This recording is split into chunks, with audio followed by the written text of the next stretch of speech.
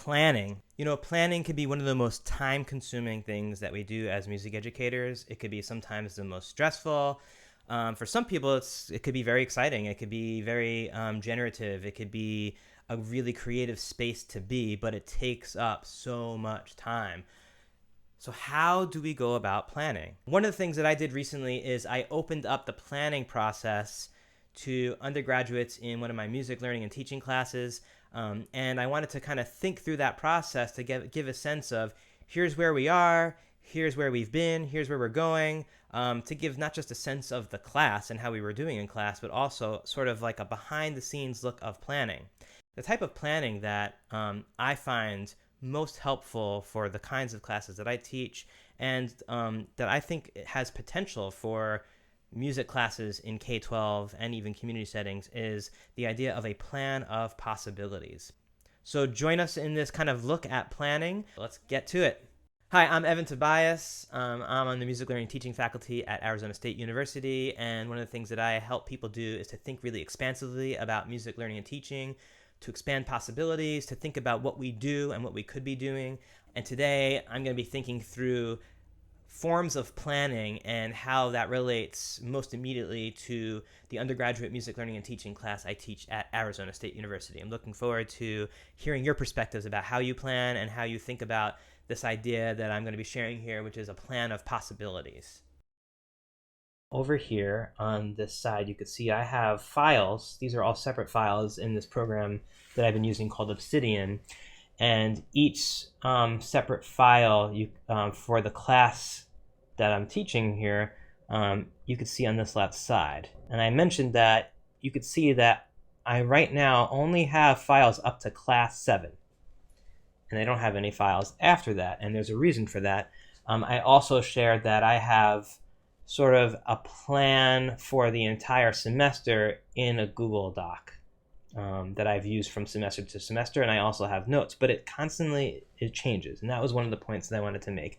The reason I don't have past class 7 here is because of how frequently things change and how we're constantly adapting and moving and being flexible, so it didn't make sense for me to plan all the way through class 15 because of how much change occurs. But although I do have a sense of the arc and I have a sense of the typical things that I might assign in terms of readings, and I could have sort of shells for those classes, but I keep moving things around. If you looked at class 1, things that I was having in mind, I think of the planning here in terms of a plan of possibilities.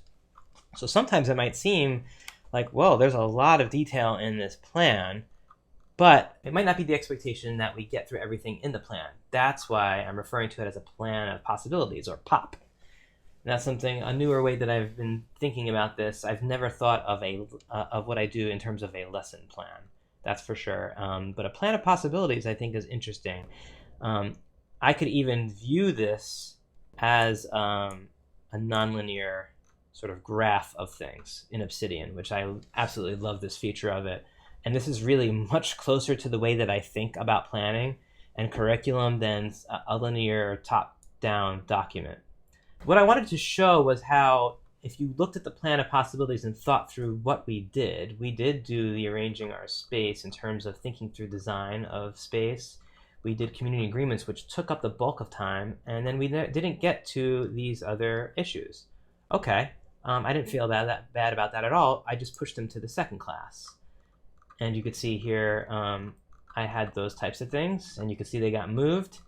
And then I had other things that we might do, which we didn't get to, and I didn't feel bad about that. And then here we were in today, and I was showing them at the beginning of class, I was showing you at the beginning of class, that we had some things that we were thinking through. We did do the worldwide tuning meditation. The point that I was making that I was feeling really positive about where things were, but if you looked at these plans, if you went according to a strict plan and the sequence of plans, one might think, oh, we're behind where we're supposed to be, but I wasn't thinking that at all. And one of the points that I wanted to make is that with this kind of planning, the types of things that we're doing in class are purposefully the kinds of activities or exercises or projects that take a while to work on, and they are very generative.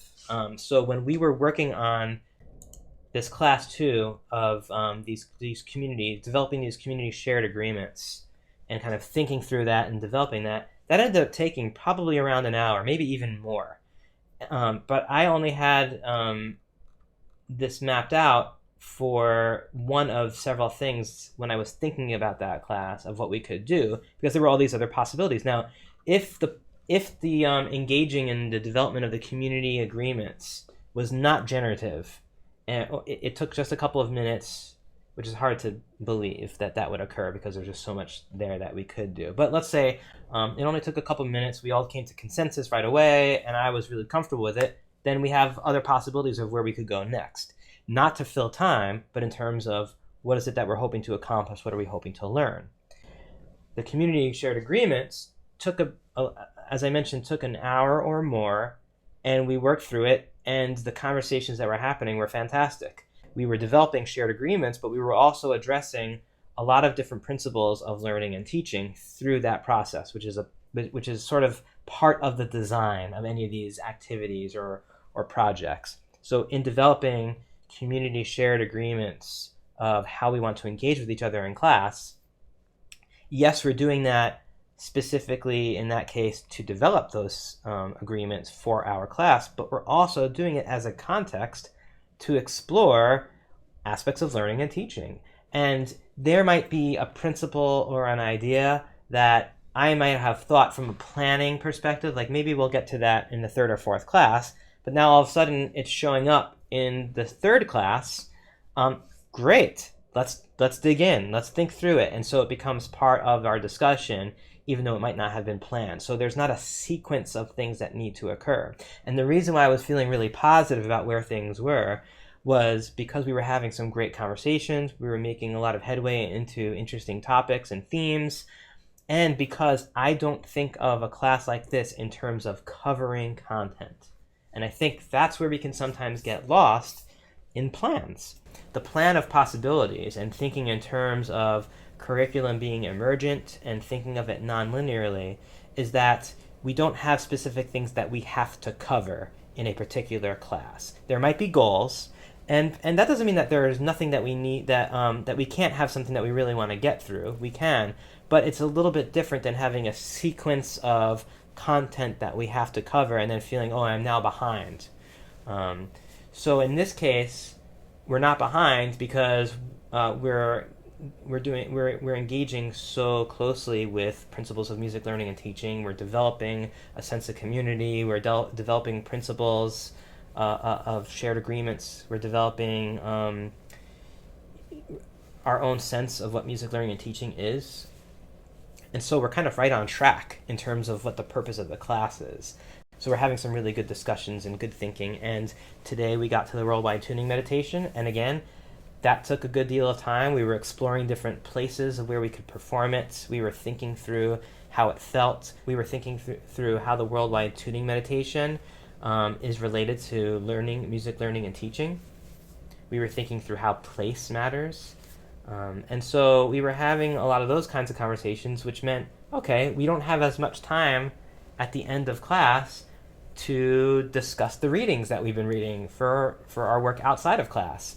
Although there's some great dialogue going on individually in terms of how each person in the class is responding to those readings, we haven't had class dialogue, and we had some class dialogue at the end of class. But I said, okay, we need to dedicate some more time for some dialogue around the issues in these readings in the next class, and we're going to do that. So I'm moving things around, I'm shifting things, and so I might be thinking, oh, you know what? Based on that conversation that we had today, something that I might have had you read later on in the semester actually now makes more sense now. So these plans of possibilities lend themselves to generative classes where things are not necessarily occurring in a particular order, and that's great. But the large idea that I wanted to get to, the big idea, is that these plans of possibilities I find a really helpful way of thinking about what might occur in a class, and then thinking about each possibility as a potential opening for other possibilities where you don't know where it's going to go is what I find so exciting about these kinds of classes, where we could have a conversation and now we're talking about 3 or 4 things that we weren't intending to speak about, that were not on the plan, but are really wonderful things to talk about, where we can dig in deep and think through principles of learning and teaching and think where we stand on them, and then link it to other aspects of curriculum. Not linear, not sequential, not planned, but important. So if you think about curriculum as a set of things to cover, it's likely that you might be a little uncomfortable with a plan of possibilities where you don't know necessarily where you're going to be 30 minutes into the class. Not having any plan at all, I find, is a doable thing. Like, you can go into a class and not have a plan and see where things go. But for myself, I find that having a plan of possibilities, a sort of structure that is flexible, that can be moved around, that's not necessarily linear. Again, if you look at this this knowledge graph here is what they call it. Today we might have ended up talking about the Emden chapter, and you could see, like, here's all these different points that we could be addressing at any given moment that are possibilities. You could see over here, at some point maybe we would have talked more about the Linda McCoy chapter, but maybe we would have gotten into this musical circles exercise. We did do the worldwide tuning meditation, and so we have all these different points of possibilities, and the way that you can't tell, like, what's first or second, or what's more important, or what is the one thing that we need to do. I kind of like that. I feel very comfortable with being able to move around in that kind of space. And so my takeaway from that, again, is that having a loose structure where you do have goals, you maybe know, okay, I want to make sure that we're thinking through culture, that we're thinking through place, that we're thinking through community, that we have an exercise and see where it goes and see what kinds of threads we might pull. That's a way of planning that I think is really generative. So after making this video on planning and having some time to reflect on it, I wanted to add some additional content and make a connection to a recent Instagram post by Darlene Machacon, who goes by the Darling Music Teacher. Her account is fantastic. I highly recommend it. If you're not following her on Instagram, you really ought to be. And the Instagram post, when you look at it, it seems like it's purely about pushing back on the idea of people expecting free labor from teachers on social media and Instagram in particular. But when you look within the post and you look at the caption and some of the conversation, it really goes to the heart of issues around planning. And I really resonated with the last question she poses in the caption, which is, are many of your resources copied and pasted Google Slides or Teachers Pay Teachers worksheets from others from these social media groups, or are they adjusted to fit the needs of your students and your specific school culture? You don't need to reinvent the wheel, but all worksheets are not one size fits all. And I think Darlene is so on point here. And for me, this goes to what I think about as the worksheetification of music education. I made that comment in the comment section. And for me, it's not just about resources, but it speaks to a style of planning where a worksheet functions often as a type of activity. And so what does this have to do with plan of possibilities and planning and all the other things I was talking about in this video? Where I see the connection to what we were talking about here is the type of planning that I was mentioning of this plan of possibilities. One of the things I was trying to focus in on was this idea that when you plan for, whether they're activities or exercises, I tend to think of them as small mini projects, because activities tend to be really finite. They tend to be somewhat short. They're often created to address a very specific thing, curricular thing. And I'm saying thing because that thing could be really anything. It could be a concept, an element of music, something related to history. And you create these activities, or someone creates these activities or creates worksheets to address these things that are very specific. And once the activity is done, there's often not much else you would do with it because the goal or the learning objective has been met. And now you can go on and do another activity about another thing. And so when you're planning with an activity approach, you can often have lots and lots of activities, and it can feel like this endless set of activities, which requires a lot of planning of all the different activities. Now, I would differentiate that with the kind of planning that I was mentioning with this plan of possibilities, because the things that go into a day might not be these short activities, but might actually be much longer term projects, or perhaps the kind of exercise or activity that they are lend themselves to much longer engagement because they're not designed to end with a particular thing. So here's the difference. A mini project where we're saying, let's develop some shared agreements about how we want to engage as a community in this classroom or in this learning environment. The goal might be to develop shared agreements, but what is going to happen there is going to lend itself to so many different themes and topics, and you can get at that goal where you are now developing shared agreements, but there's not a particular concept, or there's not a particular element of music that you're trying to address there. What you're trying to do is develop shared agreements. And so it's very emergent, meaning that the conversations that come out of that are going to connect to lots of other areas of a curriculum. And you can go in so many different directions. And so once that's done, you now can possibly riff off of any of the things that came out of that, or move on to the next thing. But very likely, if you're doing it in a time period of, let's say, 30 minutes, 40 minutes, we happen to be a class where we have almost 2 hours of class time. So the kinds of activities or projects we do can be extended in that one class period. But if we were a 30-minute or 40-minute class, that would take multiple classes. And you might just be engaging in that one project over multiple classes.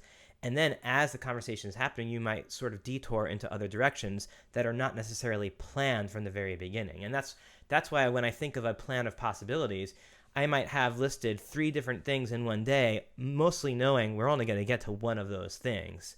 And again, it's not about covering content.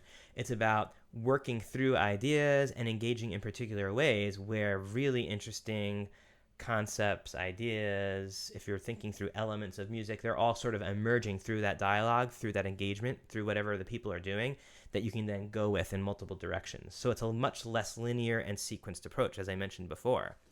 If I was designing this class as a set of activities, it would require a ton of additional planning of all the different activities that we're doing, and that planning might happen way in advance, because I can know we're going to be doing these 4 activities, then we're going to be doing this, then we're going to be doing this, and we're going to be doing this, and it's very sequenced. And it's likely that you would complete each activity and then move on. Now, I'm not saying that you can't riff off of an activity and sort of kind of move in new directions as things emerge, but often, particularly with worksheets that you adopt from someone else, or curricular units that you take from somewhere else, or like a book of projects that you do, they tend to be designed to have an endpoint and then you move on.